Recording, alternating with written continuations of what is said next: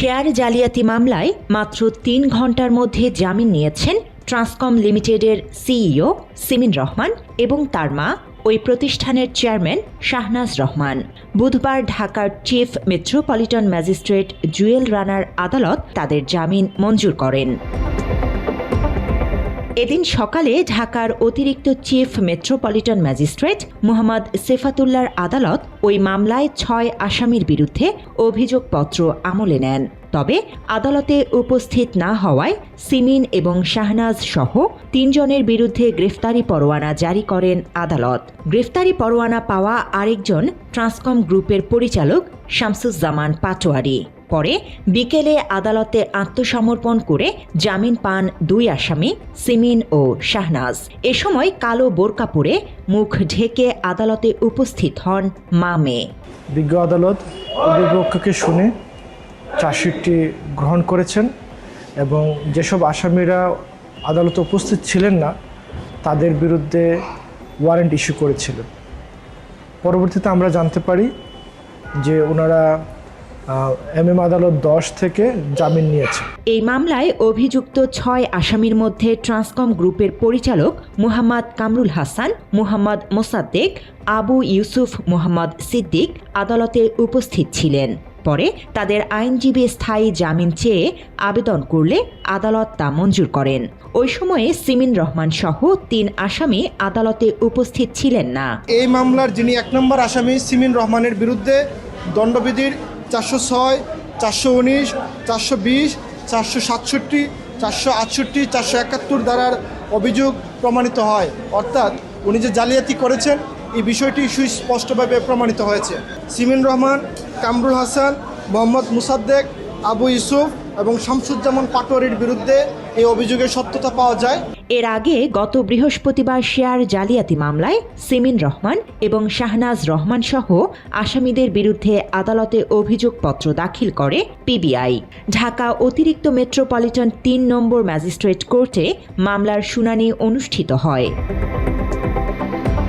সিমিন রহমান ট্রান্সকম লিমিটেডের প্রতিষ্ঠাতা লতিফুর রহমানের বড় মেয়ে। লতিফুরের আরেক মেয়ের নাম সাজরে হক এবং একমাত্র ছেলে আরশাদ ওয়ালিউর রহমান। অভিযোগ রয়েছে লতিফুর রহমান মারা যাওয়ার পর ট্রান্সকমে তার শেয়ারের বেশিরভাগ অংশ জালিয়াতি করে নিজের নামে লিখে নেন সিমিন রহমান। এক্ষেত্রে প্রত্যক্ষভাবে সিমিনকে সহায়তা করেন তার মা শাহনাজ রহমান। পরবর্তীতে শেয়ার জালিয়াতির অভিযোগ তুলে গুলশান থানায় সিমিনকে ১ নম্বর এবং ট্রান্সকমের কয়েকজন কর্মচারীকে আসামি করে বাদী হয়ে মামলা করেন সাজরে হক। ২০২৪ সালের ফেব্রুয়ারি মাসে মামলাটি করেন সাজরে। গুলশান থানার ওই মামলার নম্বর ২০। পরে মামলায় আসামির তালিকায় যোগ করা হয় শাহনাজ রহমানের নাম। দীর্ঘ তদন্ত শেষে শেয়ার জালিয়াতির মামলার অভিযোগপত্র দাখিল করেন পিবিআই-এর তদন্ত কর্মকর্তা সৈয়দ সাজেদুর রহমান। রহমান সাহেবের যে মালিকানাধীন যে শেয়ার ছিল ট্রান্সকম লিমিটেডের, সেই শেয়ারগুলি ফর্ম 117 যেটাকে বলে শেয়ার ট্রান্সফার ইনস্ট্রুমেন্ট জাল করে সিমিন রহমান মেজরিটি অংশ নিজে নিয়ে নিছেন। আর সাজরে হক এবং লতিফুর রহমান সাহেবের একমাত্র ছিল যিনি তার সম্পর্কে সবচেয়ে বড় দাবিদার, ওনাকে খুব অল্প অংশ দিয়ে কিছু জাল শেয়ার ট্রান্সফার ইনস্ট্রুমেন্ট তৈরি করেছিল। এছাড়া সাজরে হক বাদী হয়ে সিমিন ও শাহনাজ সহ কয়েকজনের বিরুদ্ধে ভুয়া পারিবারিক ডিড অব সেটেলমেন্টের আরেকটি মামলা করেন। পিবিআই ওই মামলার চূড়ান্ত প্রতিবেদন জমা দিলে আদালতে ইতোমধ্যেই নারাজি দিয়েছে বাদীপক্ষ। জাল দলিল একটা তৈরি করে এটার বেসিসে ওনাদেরকে বঞ্চিত করার একটা চেষ্টা করা হচ্ছিল। তো সাজরে হক ওই জাল দলিলে সাজরে হককে দেখানো হয়েছে উনি সাইন করেছেন, বাদীর 2 ছেলেকে দেখানো হয়েছে যে ওনারাও সাক্ষী, যাতে ওনাদেরকে এইটার মধ্যে বাইন্ডিং করা যায় এই দলিল দিয়ে, জাল দলিল। উনি মামলা করেছেন সেই ডিসপিউটেড স্বাক্ষর, জাল স্বাক্ষরকে ওনার অ্যাডমিটেড স্বাক্ষর হিসেবে ধরে উনি একটা ফরেন্সিকে পাঠিয়েছেন। ফরেন্সিক থেকে একটা ভুল রিপোর্ট আসছে এবং ফরেন্সিক কর্মকর্তা অজড়িত থাকলেও এটা আশ্চর্যের কিছু নয়।